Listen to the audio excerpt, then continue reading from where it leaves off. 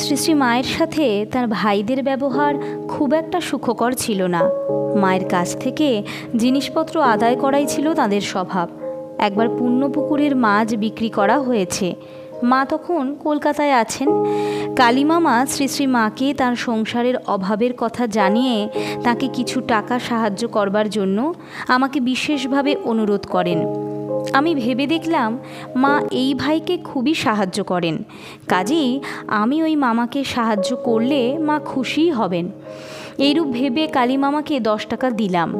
তখনকার দিনে 10 টাকার মূল্য অনেক বেশি। 14 টাকা করে মাছের মন বিক্রি হতো। মা সন্তুষ্ট হবেন ভেবে ওই সাহায্যের কথা মাকে লিখলাম। তার উত্তরে মা আমাকে লিখলেন, আমি সাহায্য করি বলে তোমাদের সাহায্য করতে হবে এমন কোনো কথা নেই। তোমরা সাধু সন্ন্যাসী, টাকা কোথায় পাবে?